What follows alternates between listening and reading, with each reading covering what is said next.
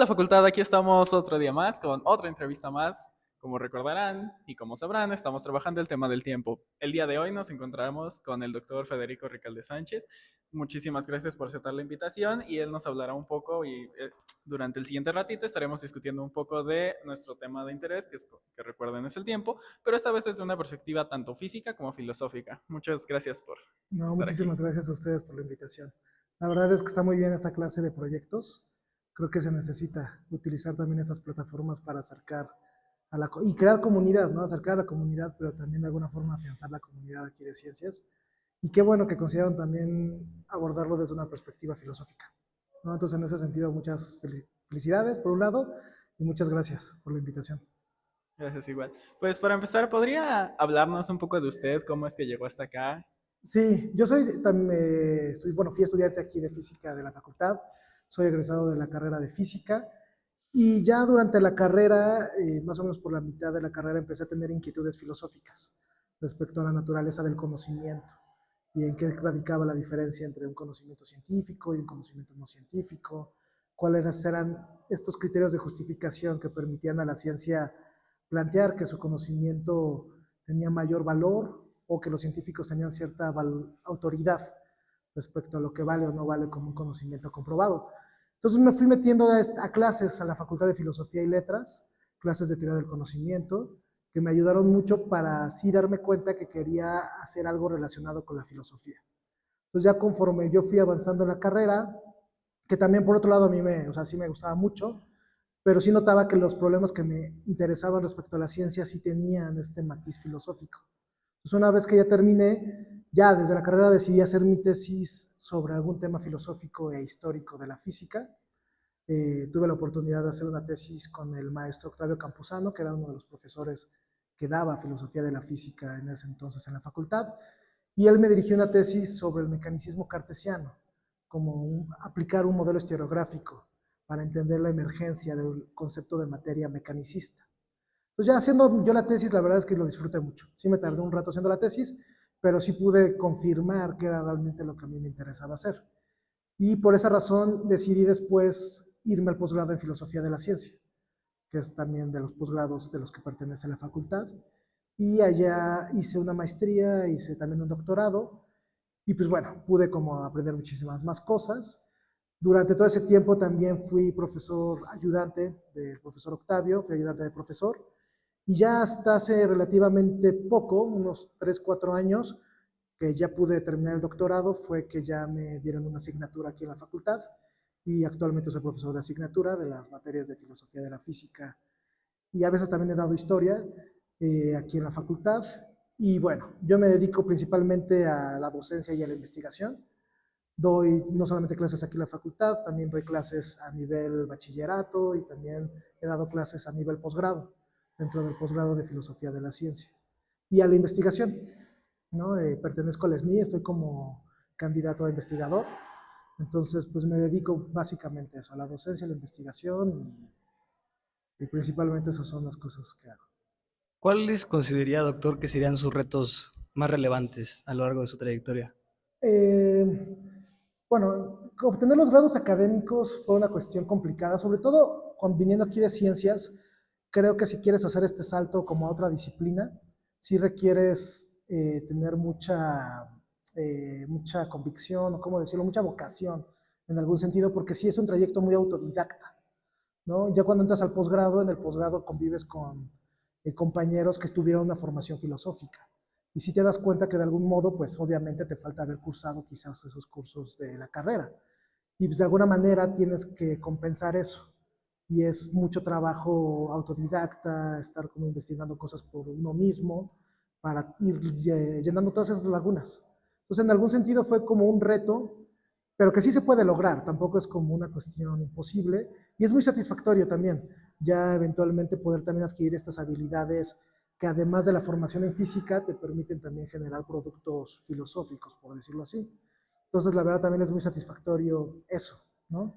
Y también el posgrado es uno de los posgrados más enriquecedores porque convergen, como yo era físico, pero también convergen de otras disciplinas, biólogos, psicólogos, sociólogos, músicos, realmente hay una diversidad muy grande y también creo que eso es de los momentos que yo creo que en mi trayectoria fueron muy enriquecedores.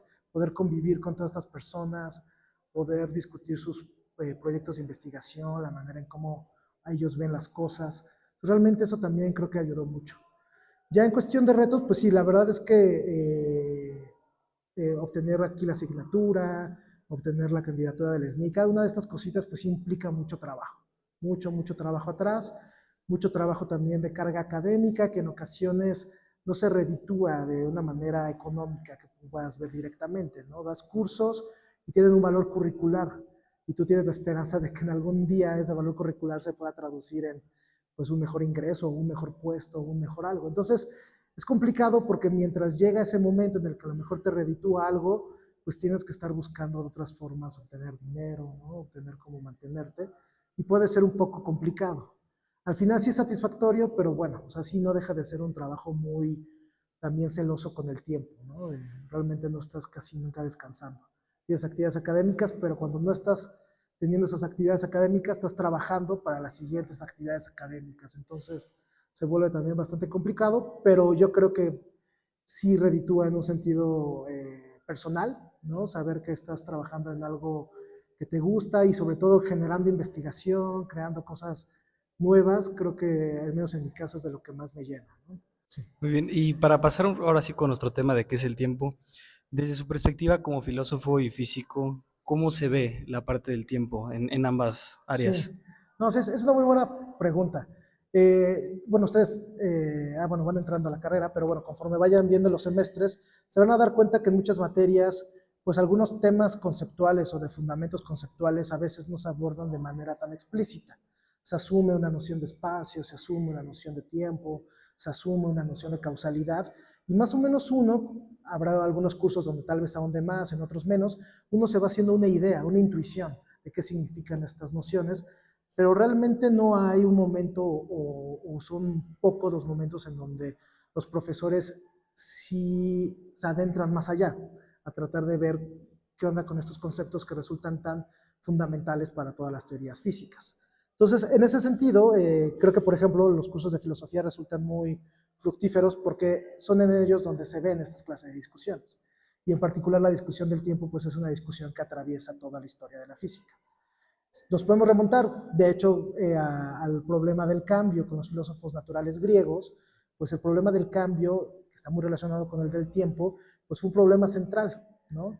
Por un lado estaba Aristóteles, quien afirmaba la existencia del cambio, pero en la filosofía o en la época donde Aristóteles está proponiendo su filosofía, había muchos otros filósofos que de hecho negaban que las cosas cambiaban, ¿no? Existía Parménides, existían filósofos muy relevantes en el contexto que de hecho negaban que el cambio fuera algo real, era una apariencia. Y lo que es realmente la realidad no cambia, es inmutable.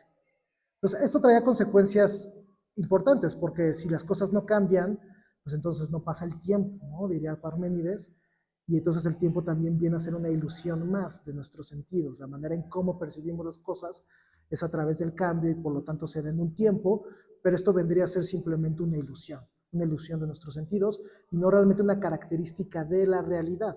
La realidad vendría a ser inmutable, no cambiarían las cosas. Aristóteles tiene que hacer mucho trabajo filosófico para tratar de refutar esta idea de Parménides, que es algo complicado, porque el mismo Parménides, al negar el valor de los sentidos, pues no podías argumentar a partir de los sentidos para negar la tesis de Parménides. Tenían que ser argumentos lógicos, hacer una reducción al absurdo.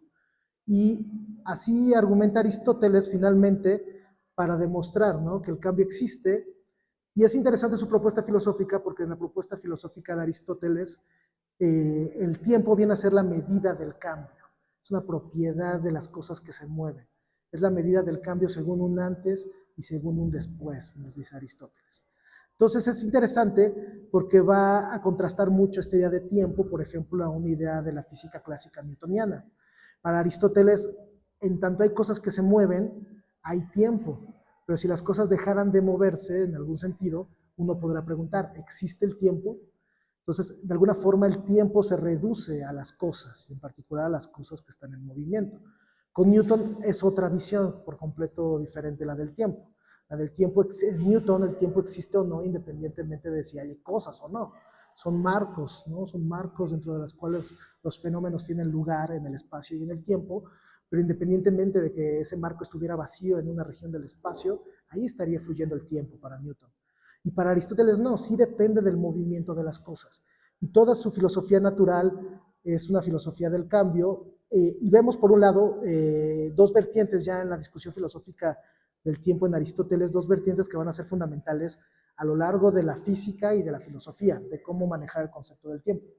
Por un lado, Aristóteles va a decir que el tiempo es medida de movimiento, pero ¿de qué movimiento? Se podría uno preguntar, ¿no? Y aquí es donde Aristóteles va a referir al tiempo, digamos, cósmico, o el tiempo de nuestro universo, lo va a referir al movimiento del primer motor. En la física aristotélica, Aristóteles explica la causa del movimiento del mundo postulando la existencia de un primer motor, algo que mueve sin que se mueva. Y él relaciona la medida del tiempo cósmico, digamos, a la medida de ese movimiento, al movimiento que tiene el primer motor. El movimiento del primer motor se refleja en algún sentido, o lo más cercano que nosotros podríamos tener para conocer cómo se mueve ese primer motor, es el movimiento de los cuerpos celestes. No es un movimiento eterno, circular, en donde no tiene origen, no tiene fin, es eterno, y para Aristóteles es el que más se parece a ese movimiento del primer motor. En ese sentido, el movimiento de los cuerpos celestes ya nos ofrece una especie de reloj natural, ¿no? Una medida del tiempo que ya proviene de alguna manera de un fenómeno natural, que para Aristóteles trata de simular ese movimiento de los astros, el movimiento del primer motor. Entonces ya tenemos este concepto como de tiempo físico, tiempo cósmico, un tiempo que existe en la medida que existe este primer motor y existe este movimiento. Pero Aristóteles también se va a preguntar, bueno, ¿y qué pasa si de repente yo pierdo los sentidos? No puedo observar que las cosas se muevan. Si pierdo, no sé, la vista, el tacto, ¿dejaría de existir el tiempo si no veo movimiento? Y ahí va a contestar de una manera que va a abrir una vertiente paralela a la anterior, y que es como otra manera de manejar el concepto del tiempo, que es el tiempo del pensamiento, el tiempo de la subjetividad. Va a decir Aristóteles, bueno, aunque yo pierda todos los sentidos, todavía existiría el tiempo, porque el pensamiento es una forma de movimiento. Cuando yo estoy pensando, vienen unos pensamientos, le suceden otros, y pareciera que hay un movimiento también en la mente. Entonces todavía existiría el tiempo, pero referido ya no a este tiempo físico, ya no a este tiempo cósmico, sino referido al movimiento del sujeto, de la subjetividad, un tiempo psicológico. Entonces, este tiempo psicológico va a marcar otra vertiente dentro de la filosofía que también va a influir mucho, por ejemplo, autores como San Agustín, y de ahí se va a permear mucho en la Edad Media, y mucho lo que van a intentar hacer los físicos medievales es tratar de compaginar, por un lado, el tiempo físico, y por otro lado, este tiempo psicológico que va a influir mucho la Iglesia a través de autores como San Agustín, ¿no? Y van a tratar de hacer una síntesis sobre este sentido. Entonces, ya hay una elaboración muy compleja respecto al tiempo en la filosofía natural aristotélica, pero esta elaboración pues, va a encontrar un cambio radical cuando surja la física newtoniana. En la física newtoniana, el tiempo psicológico, bueno, el tiempo es un tiempo físico que existe con independencia del que los cuerpos se muevan, como habíamos comentado, ¿no? Y es un tiempo matemático, que también es muy importante esa característica en Newton. Da una estructura Aristóteles del tiempo, lo ve como un continuo, pero ya en Newton tenemos no solamente una estructura continua, sino un continuo matemático, una estructura más robusta, otro tipo de estructura. Y bueno, ya en Newton se entiende el tiempo más bien en estos términos de estos marcos generales dentro de los cuales tienen lugar todos los fenómenos. Y como les decía, independientemente de que si hubiera algo o no, el tiempo fluiría, ¿no? Hay un flujo del tiempo. Esta discusión pues, se va a seguir elaborando durante los demás siglos. Kant va a volver a revirar el asunto, a fijarnos no tanto en el tiempo físico, no, sino el tiempo psicológico. El origen del tiempo va a encontrarse de alguna manera en nuestras capacidades cognitivas, y cómo estas capacidades cognitivas de manera a priori organizan el contenido de nuestra experiencia en términos del espacio y tiempo, pero son, digamos, estas categorías y estas formas puras de la sensibilidad lo que organizan lo que nos es dado en la experiencia, y por eso nosotros tenemos una experiencia que podemos describir en términos espaciales o en términos temporales. De alguna manera Kant utiliza la noción de Newton, pero de alguna forma, por decirlo así, la introduce dentro de nuestras categorías mentales, ¿no? Dentro de la sensibilidad en particular para Kant. Entonces, en Kant, por ejemplo, otra vez la pregunta, ¿existe el tiempo? Pues existe en tanto forma general de la experiencia humana, pero si de alguna manera dejara de existir los humanos o seres con conciencia, pues el tiempo dejaría de existir también. No existe el tiempo en sí, no existe como tal en sí en el mundo, ¿no? Sino es parte de la manera en cómo una conciencia racional como la humana organiza el contenido que les da de la experiencia. Va a ser muy influyente la cuestión de Kant y ya, digamos, para hacer una muy breve, ¿no? Como trayectoria de esta cuestión, ya para el siglo XIX el tiempo va a empezarse a distinguir, que es algo de lo cual también va la relatividad a retomar mucho. Ya se va a distinguir por un lado entre el tiempo psicológico, que es el tiempo de la conciencia, el tiempo como lo experimenta los humanos, el tiempo, la duración, le va a llamar Bergson a ese tiempo psicológico, y el tiempo físico, que es el tiempo que está implícito en las teorías físicas. Es un tiempo matemático y que en gran medida responde a la manera en cómo nosotros podemos medir el tiempo, ¿no? Es un tiempo que podemos definir a través de nuestros instrumentos de medición o tomando como ejemplos fenómenos naturales, ¿no? Entonces ya para finales del siglo XIX, por ejemplo, y esta es para mí una parte muy relevante, hay un artículo que va a ser muy influyente en los físicos, que es un artículo de Poincaré, de Henri Poincaré, se llama La medida del tiempo.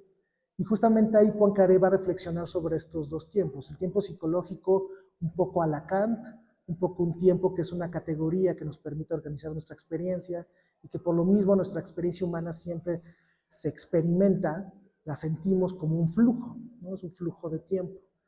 Y por otro lado, el tiempo, como los físicos lo usan, es a través de definiciones de medida que les permiten definir unidades de tiempo y poder utilizarlos en sus teorías, en sus ecuaciones.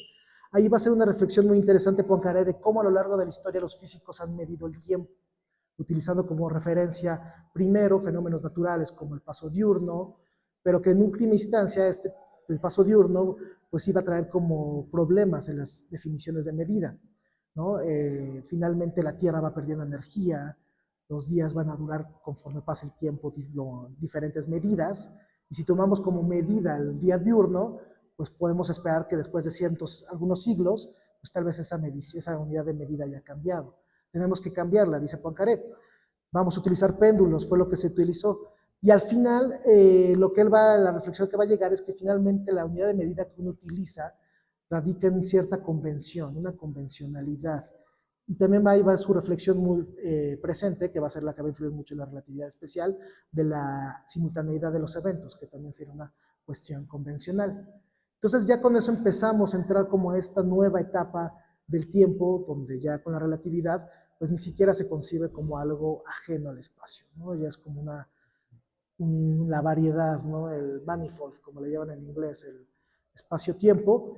Y bueno, esa ya sería como otra historia, porque ya el tiempo ya es otro concepto, ¿no? El espacio-tiempo se emergen en otro concepto que no puede reducirse a ninguno de los dos. Pero sí, o sea, al final, para resumir un poco, pues el concepto de tiempo ha resultado fundamental, ¿no? En la medida que la física toma como uno de sus fenómenos centrales el movimiento, pues nosotros definimos el movimiento en términos de cómo cambian las propiedades de un cuerpo a través del tiempo, ¿no? En un momento dado tiene tales propiedades, en otro momento tiene tales propiedades.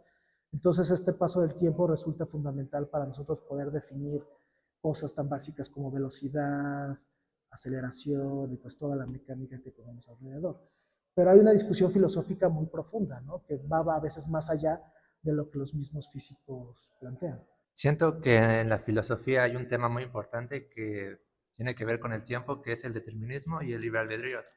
¿Y cómo se relaciona esto del libre albedrío y el determinismo? O sea, si el tiempo fuera determinista, todas las acciones que van a suceder ya están escritas, o el tiempo, pues no hay nada delante del tiempo, se va escribiendo. ¿Cómo se relaciona esto? Sí, bueno, hay posiciones ya más específicas respecto a este tipo de preguntas. En particular hay una que se conoce como el fatalismo, que plantea un argumento de que, bueno, nosotros podremos pensar que todos los enunciados que hablan sobre el futuro, todos los enunciados verdaderos que hablan sobre el futuro, ya de alguna manera podríamos plantearlos desde ahorita, ¿no? Ahorita no recuerdo muy bien la estructura del argumento, pero lo que quiere concluir el fatalismo es de que de alguna manera ya está predeterminado, hay una especie de predeterminación en el sentido de que ya de antemano los enunciados que son verdaderos sobre el futuro, pues ya podrían estar dados. A grandes rasgos, ¿no? Aquí estaría bien que pudiera checar cada quien cómo va el argumento del fatalismo, pero sí, en general habría posturas que podrían plantear que de alguna manera todo este conocimiento que tenemos del futuro ya está de alguna manera predeterminado desde el pasado, ¿no? Entonces, en ese sentido, como comentas, pues no, cuestiones como la libertad, cuestiones como qué tanto nosotros tomamos decisiones o nuestras decisiones de antemano están tomadas y simplemente la libertad es como un efecto psicológico, ¿no? Cuando realmente el cómo te vas a mover en el mundo, qué decisiones vas a tomar, pues ya está predeterminado en el mismo sentido en el que estaría predeterminado que cuando yo suelto un cuerpo cae, ¿no? Incluso como por una ley, por decirlo así. Entonces están estas posturas respecto al tiempo en relación a la libre albedrío, y el fatalismo es como esta postura general que afirmaría que en efecto, pues muchos de estos enunciados que hablan sobre el futuro ya existen, los podemos formular, estos enunciados verdaderos desde el pasado, y de alguna manera todo lo que va a pasar ya está dicho, ¿no? Por decirlo así. Podría ya estar dicho, ¿no? Es parte de los enunciados que tenemos, ya estaría allí el asunto sobre el futuro. Pero sí, la verdad es que hay discusiones ahí muy ricas y sería cuestión también de motivar a quienes nos escuchan a seguir investigando sobre estos temas. A mí de lo que estaba comentando hace rato me surgieron dos preguntas, que es más de, pero me interesaba más la parte filosófica. La primera es, cuando estaba diciendo lo de que si todo lo que tuviera conciencia desapareciera ya no habría tiempo, me recordé, o bueno, se me surgió la pregunta de, entonces, ¿es el tiempo o los tiempos? O sea, según la perspectiva filosófica, solo hay un tiempo, es uno de cada uno. Y la otra es, pues en física no parece que el tiempo solo puede ir adelante y hacia atrás. Y hace rato que estaba diciendo que había quien intentaba conectar esta idea de pensamiento de tiempo más como un pensamiento y el tiempo físico. Ahí entonces cuando intentaban conectarlos, ¿cómo lo hacían? O cómo se trataba ahí. Sí. Bueno, sobre la primera cuestión de los tiempos, generalmente podríamos hablar ya en estas distinciones del tiempo físico y del tiempo psicológico, que al menos existen estos dos tiempos y que en efecto tendrán como una estructura distinta. El tiempo psicológico se caracterizaría por este flujo del tiempo. El flujo del tiempo sería parte esencial de lo que caracteriza ese tiempo psicológico. Entonces, el hecho que sea flujo ya implica ciertas cuestiones, ¿no? Un flujo hacia una dirección, cuestiones que tienen que ver con esta direccionalidad del tiempo, que para algunas partes de la física, y no en todas, porque sí, el tiempo, por ejemplo, en Newton es una estructura matemática que tú puedes ir para adelante o para atrás, no tienes ningún problema, tú modificas simplemente el valor temporal que le quieres dar a las ecuaciones y de alguna manera obtienes el valor de otras propiedades en un tiempo quizás previo o anterior. Pero hay también otros aspectos dentro de la física que nos sugieren una direccionalidad del tiempo, como la entropía, ¿no? Entonces la entropía también podría ser utilizada como para definir cierta flecha del tiempo, y hay como todo este problema en torno al tiempo. Entonces, un poco regresando a tu pregunta, o sea, yo creo que al menos desde este punto de vista podríamos hablar de estos dos tiempos, el tiempo psicológico que tiene que relación con el tiempo de la conciencia y que tiene que ver con esta idea del flujo del tiempo, como una experiencia de flujo que para muchos autores tiene que ver, por lo mismo que tiene que ver con la conciencia, tiene que ver con la finitud de nuestras estructuras cognitivas. En particular ahí sería con la memoria. Muchos hablan de la memoria en el momento en que uno tiene una vivencia, la vivencia la caracterizan como tener una experiencia simultánea con una infinidad de objetos. Para la conciencia sí podríamos definir de alguna manera una simultaneidad, ¿no? La hora se definiría como la experiencia que tiene una conciencia la experiencia que tiene simultáneamente con una infinidad de objetos, ¿no?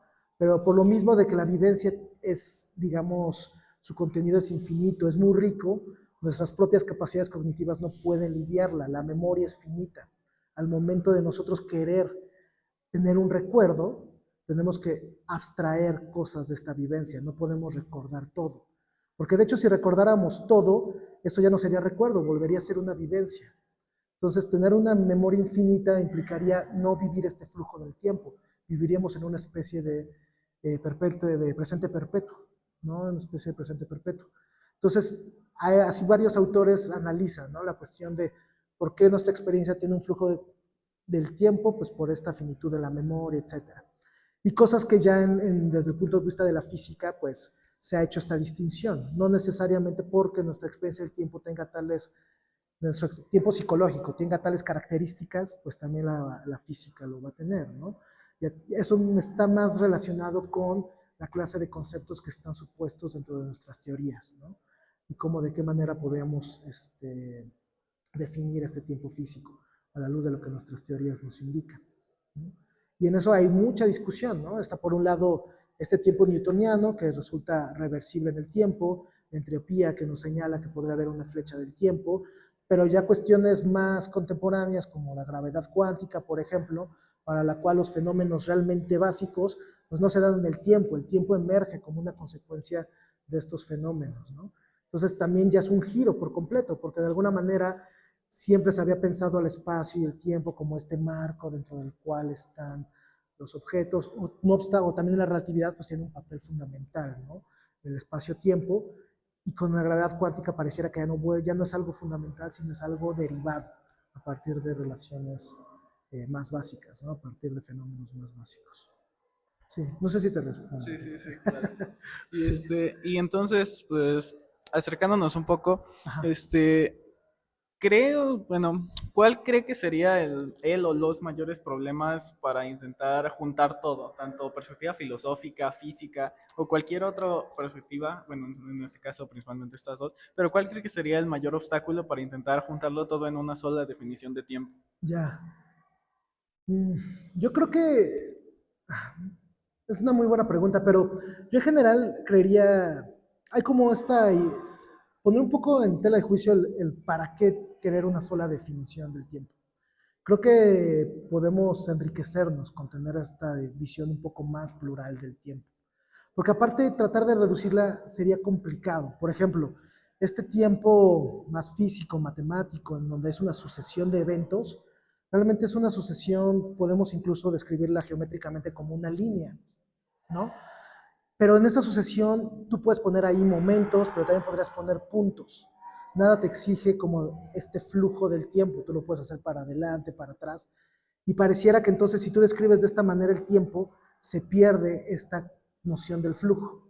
Para describir el tiempo como flujo tendrás que describirlo de otra manera. Hay filósofos que dicen que esta otra manera de describir el tiempo como flujo, de hecho, causa contradicciones, es un concepto absurdo, por lo cual solamente puedes tenerla, digamos, parecida a la física, esta noción espacializada, le llaman, del tiempo, porque de alguna forma lo pensamos en términos geométricos, ¿no? Como una línea, etc.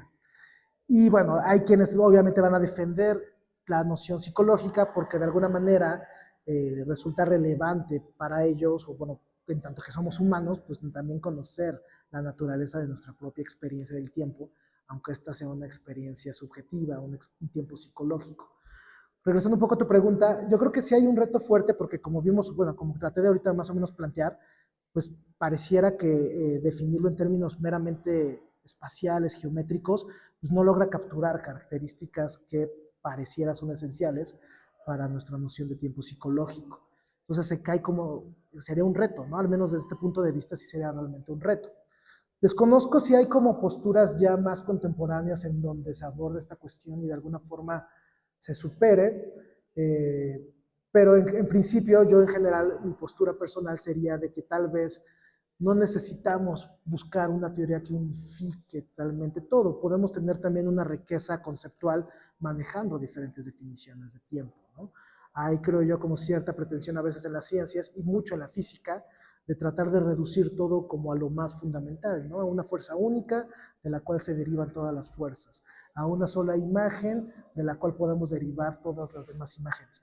Y creo que esa forma es un principio heurístico que ha ayudado a lo largo de la historia de la física, pero que no necesariamente tiene que ser, digamos, una regla que en todos los contextos aplique o deba aplicar. Probablemente hay contextos que valdría más la pena no tratar de hacer esta reducción y poder estar teniendo un pluralismo, ¿no? Un pluralismo conceptual que quizás enriquezca más. Y desde la perspectiva filosófica, ¿cree que podría existir lo que es el concepto de tiempo eh, en un observador que no sea consciente, por así decirlo? Que si existiera el tiempo para alguien que no fuera consciente, Ujú. Bueno, de alguna manera, en física, digamos, prescindimos de alguna manera del hecho de tener como estos sujetos conscientes. Podemos incluso pensar que son relojes, que se están moviendo a ciertas velocidades. Y bueno, podemos a partir de ello hacer mediciones, etcétera, y generar conceptos de tiempo. Obviamente estos son conceptos que son usados por científicos humanos, ¿no? Y que finalmente utilizarán para hacer ciencia. Un poco regresando a tu pregunta, o sea, no sabría bien si, o sea, desde un punto de vista pareciera que sí es un rasgo muy característico de la conciencia, al menos desde su perspectiva de la experiencia del tiempo, ¿no? Yo no sé si una piedra es consciente. Si no lo fuera, no sé si también para la piedra existiera una experiencia del tiempo. Aunque para nuestras teorías físicas sí habría tal vez una noción de tiempo física que va más allá del hecho de que existan conciencias o no, ¿no? Es una vez más como estos dos vertientes, el tiempo cósmico, que era un tiempo físico, que existe porque existe un mundo que está en movimiento y se deriva de alguna manera desde esa perspectiva el tiempo como una propiedad de este movimiento y el tiempo como esta característica del pensamiento puro, ¿no? Aristóteles quita todo, es puro pensamiento y ahí hay tiempo, ¿no? Un poco regresando, es una muy buena pregunta, un poco regresando a la pregunta, pues yo pensaría que al menos en tanto nuestra experiencia de tiempo como la humana, pues pareciera que la conciencia sí es uno de los elementos que requiere, o sea, que se requiere tener para tener esa clase de experiencia de tiempo. Si algo no tiene conciencia, eso no quiere decir tal vez que no existe en el tiempo, pero su experiencia de tiempo sería diferente. Un poco regresando a esta idea de tener una memoria infinita, ¿no? Dios se podrá caracterizar como un ser que es cognitivamente perfecto. Entonces, Dios tendría memoria infinita. Dios, no obstante, no viviría en el tiempo, aunque fuera consciente también, no viviría en el tiempo en la misma medida en la que tal vez los seres con memoria finita viven en el tiempo, ¿no?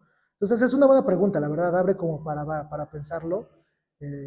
Yo pensaría que una experiencia del tiempo quizás sí requiere cierta conciencia, y no siempre necesariamente tengamos la misma experiencia de tiempo, ¿no? Dependería como de esta conciencia, una conciencia con la memoria infinita experimentaría no tanto el flujo del tiempo, experimentaría un presente perpetuo. Nosotros quizás por cómo somos, cómo es nuestra clase de conciencia, la experimentamos de alguna manera como un flujo, pero creo que sí se requeriría al menos una conciencia para tener al menos esta experiencia del tiempo, lo cual no significa que pueda ser posible que las cosas de hecho existan en el tiempo, independiente, en este tiempo físico, ¿no? En este tiempo ya más cósmico, ¿no? Un tiempo más con otra clase de realidad, si lo queremos ver así. Algunos estudiantes se preguntan si es posible que el tiempo sea una ilusión. Desde su punto de vista como físico y filósofo, ¿qué opinas sobre esta idea? Sí, bueno, un poco regresando, ¿no? A lo que hablábamos, sí habrá quienes opinan que el tiempo como tal no existe, es parte de nuestra conciencia, sería algo que de alguna forma surge, ¿no? En nuestra manera de experimentar el tiempo, pero que no necesariamente tiene que ser idéntico, ¿no? Tener la misma estructura, esa clase de tiempo, que la estructura de un tiempo que podríamos llamar físico. Y que sería realmente también, creo que es importante también mencionarlo, que este tiempo físico en gran medida nosotros lo conocemos a partir de nuestras teorías, está implícito en nuestras teorías, ¿no? Son nuestras propias teorías las que nos dan las sugerencias de cuál es la noción implícita dentro de ellas, ¿no? Entonces, también es como complicado quizás cuestionarse si nosotros podemos, independientemente de nuestras teorías, poder conocer un tiempo, ¿no? O sea, dependiendo de la teoría que nosotros nos queramos tal vez situar, pues habrá ciertos supuestos respecto al tiempo, ¿no? Newton tiene unos supuestos muy marcados. Si asumimos que la teoría de Newton es verdadera o aproximadamente verdadera, pues tal vez tendríamos que comprometernos también con que su noción de tiempo es real, y entonces ahí estaría el tiempo físico a la Newton, ¿no? Pero esta noción de tiempo va a cambiar en una teoría como la de Einstein, o incluso va a cambiar de manera más radical para propuestas como la gravedad cuántica, donde el tiempo de hecho emerge, ¿no? Entonces también, ¿qué es el tiempo en un sentido físico? Tampoco está simplemente en el mundo dado, ¿no? De alguna manera lo investigamos a través de nuestras teorías, y la manera en cómo lo comprendemos de manera inevitable, pues también se va revistiendo esa comprensión de las teorías que utilizamos para describir el mundo, ¿no? Pero creo yo que sí podríamos hablar de este tiempo físico, que es el implícito de nuestras teorías de física, ¿no? que dependiendo sus nociones de objetividad, pues también este tiempo será tan más o menos objetivo. Y por otro lado, este tiempo psicológico, que bueno, para los físicos a lo mejor es una ilusión, pero que de alguna manera pues juega un papel vital, ¿no?, en nuestra experiencia de mundo. La única que me surge es, ya que estamos tratando estas dos ramas o estas dos ideas de tiempo, ¿podría haber otra? O sea, ya Sí, que claro, tenemos no, estas sí, dos es una gran interpretaciones. pregunta. Y de hecho, igual una recomendación bibliográfica. Hay un libro de Sixto Castro, se llama La senda del tiempo, y ahí el autor hace todo un recorrido a lo largo de los conceptos que él detecta. Es un libro muy ambicioso, ¿no? A lo largo de la historia del pensamiento occidental, vamos revisando qué clase de conceptos de tiempo han surgido en diferentes contextos, ¿no?, filosóficos, en la física, pero también en la sociología, también en diferentes ramas. Y él detecta, ahorita no me acuerdo el número, pero sí al menos como unos 5 o 6 conceptos de tiempo, ¿no? Está el tiempo existencial, el tiempo psicológico, y él hace esas distinciones que ahorita no tengo tan presentes, pero sí están ahí el tiempo existencial, el tiempo psicológico, el tiempo medido, que es el que utilizaría más la física, el tiempo cosmológico, que también lo diferencia, el tiempo sociológico. Entonces, había incluso en la historia, te podríamos hablar de otra clase de tiempo, ¿no? Entonces, sí, claro, yo creo que podría haber, una vez más, si nos regresamos al hecho de que son a partir de nuestras teorías las herramientas que utilizamos para investigar el mundo, pues también en sociología o en otras ramas, en otras disciplinas, sus teorías también tendrán supuestos respecto a la naturaleza del tiempo. Y podría ser una labor muy interesante, y es parte de lo que hace Sixto Castro en este libro, pues tratar de sacar a la luz estos supuestos. Entonces, cómo habla la sociología del tiempo, ¿no? Cómo es este tiempo del tiempo sociológico o el tiempo existencial, ¿no? Entonces, sí, regresando a la pregunta, sí podría haber, yo creo, diferentes conceptos de tiempo dependiendo desde donde nosotros partamos para analizarlo. Doctor, y ya para finalizar, desde su perspectiva y en palabras concretas, ¿cómo usted definiría el tiempo? Pues ya vieron que no se puede ser tan concreto en esto, pero bueno, creo que regresaría un poco a lo que he estado planteando a lo largo de toda esta charla. El tiempo, yo lo vería, bueno, de alguna manera, pareciera, me da la impresión, y aquí estoy simplemente siendo una opinión muy, muy personal, que por un lado está el tiempo que nos dan nuestras teorías, nuestros marcos conceptuales, todo nuestro lenguaje incluso. De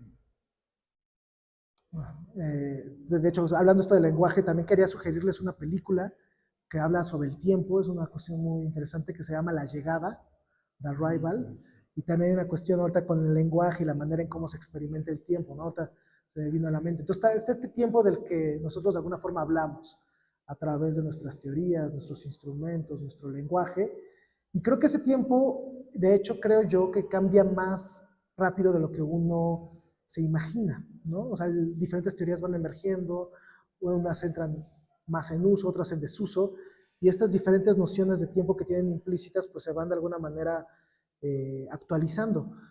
Pero siento que ya en términos de la conciencia humana, nuestra experiencia de tiempo sí es de alguna manera algo más, digamos, inamovible, por decirlo así, ¿no? O sea, en el sentido de que creo yo, bueno, nunca he estado dentro de otra conciencia, ¿no? Solamente desde la mía, pero creo yo que de alguna manera sí es un rasgo medio estructural, definitorio de nuestra conciencia, el cómo se experimenta el tiempo. Y eso quizás no ha cambiado tanto, ¿no? Quizás tendremos que tener otro tipo de conciencia, quizás lo experimenta diferente, pero eso no cambiaría tanto como a lo mejor pareciera que, como si cambian otros tipos de tiempos, ¿no? Entonces, no sé, es una gran pregunta, la verdad, da para mucho, pero concretamente no sabría definírtelo tan bien, porque sí creo que de entrada hay esa pluralidad, ¿no?, de conceptos de tiempo, y sería un poco más bien esa respuesta, ¿no? Una definición concreta no tendríamos muchos conceptos de tiempo, quizás. Muy bien, y ya saliendo ahora sí ya de nuestro tema y terminando la entrevista, lo que pasa fue que en los TikToks que subimos surgió un gran debate entre físicos y filósofos ahí comentándose y tirándose de que hate y amor y mil cosas entre unos y otros. También dentro de las mismas preguntas surgió bueno, ¿y a qué se podría dedicar un filósofo y un físico recién egresado? Eso ya nada más es como una duda en existencial general, ¿no? para nuestros No, pues para todos a la los fecha seguidores. es una duda que todavía uno tiene. Bueno, en los físicos, dependiendo ya qué te especializas, pues puedes trabajar en diferentes industrias. Por eso me imagino que a lo mejor ustedes conocen con mayor claridad. Que en México a lo mejor sean industrias que no están desarrolladas es otro tema, pero pues realmente los físicos podrían tener un campo de aplicación muy vasto, ¿no? Pues creo que en físicos no es tan complicado quizás verlo, ¿no? Y bueno, y de entrada obviamente la docencia y la investigación, que es fundamental para que la ciencia siga desarrollándose y vengan generaciones que sigan abordando estos problemas, que no los resuelves ni siquiera en una vida, ¿no? Necesitas generaciones y generaciones de científicos para ir desarrollando estas teorías que nos van a ir acercando quizás algunas respuestas más concretas. Con los filósofos, por otro lado, es algo complicado porque en realidad mi experiencia, una vez más, como desde la filosofía, fue mucho desde este lado de la ciencia y ha sido mucho desde un sentido muy académico, podemos decirlo así, ¿no?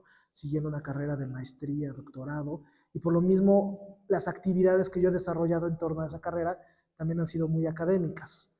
No quiero decir que esto no sea lo único que pueda dedicarse un filósofo o un físico, ¿no?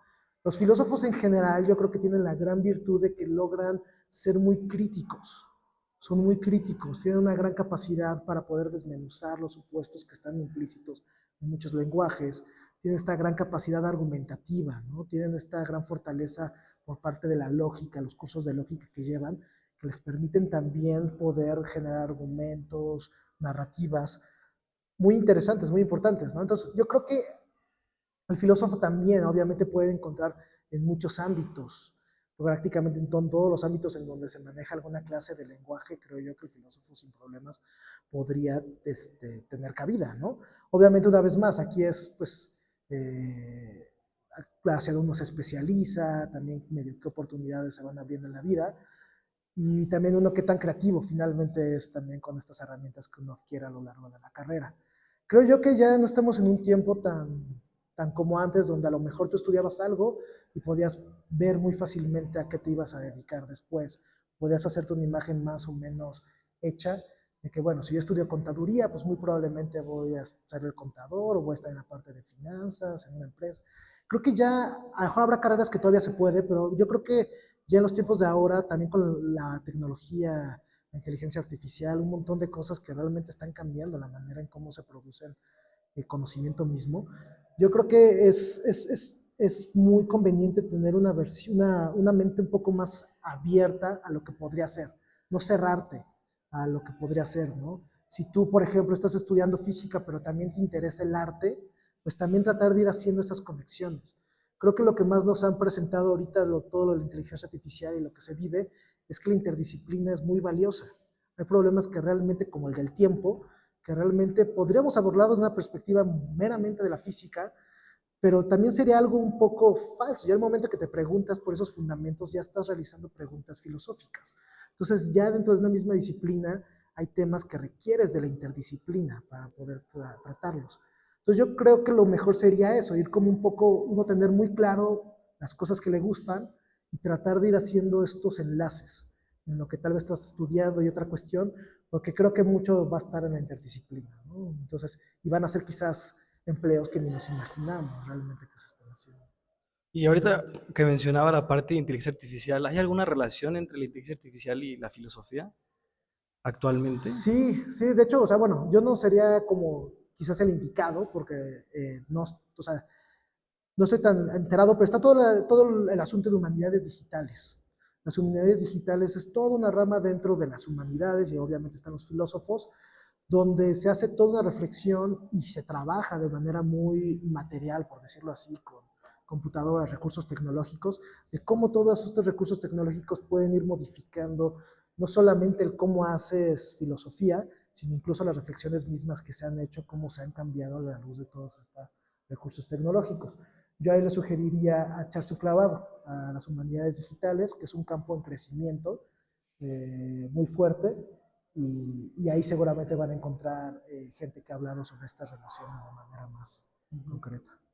Y igual otra pregunta que tenían los mismos chavos, ¿no? Y chavas de la facultad, ¿qué tanta relación hay entre el filósofo y físico en cuestión muchos dicen, no, pues es que primero fue un filósofo y ya luego fue un físico, y no, es que surgieron en momentos diferentes, o Sí, sea, nada, respondiendo concretamente a estos chicos, ¿qué les sí. podría decir al respecto? Creo que la visión que tenemos como de estas especializaciones, de que los físicos por allá, los químicos en otra facultad incluso, ¿no? Los ingenieros en otra y los filósofos en otra, son divisiones que obedecen mucho a la manera en cómo se fue conformando la universidad hasta el siglo XIX. O sea, no tiene tanto, ¿no? O sea, realmente antes de esta profesionalización de las disciplinas, pues encontramos que bajo el mismo paraguas, el filósofo es físico, el filósofo es químico, no encontramos realmente tanto estas distinciones. Entonces, quizás podemos decir que alguien estudió antes física y después filosofía, pero de muy tiempo para acá. Antes, en realidad, pues no era una cuestión que estuviera, de que antes soy filósofo y después soy no, pues realmente vas estudiando y te va interesando quizás un ámbito de problemas, pero en general todos tenían como esta cierta formación, pues que no se hacían tanto estas distinciones, ¿no? Esta cuestión fue más generándose hasta el siglo XIX con la profesionalización de las disciplinas y ciertos modelos que adoptaron las universidades, donde ya se hizo una distinción más clásica, bueno, clásica para nosotros, que no era así antes, entre ciencias y humanidades, ¿no? Entonces, yo diría que pues en realidad son un poco falsas discusiones, ¿no? En realidad, la interdisciplina una vez más está mostrando cómo de hecho tenemos que superar ese tipo de separaciones para poder tratar problemas que son de urgencia, como el cambio climático, por ejemplo, ¿no? Son problemas de los cuales depende el futuro de la humanidad y que no se va a resolver solamente desde una disciplina por la misma naturaleza del problema.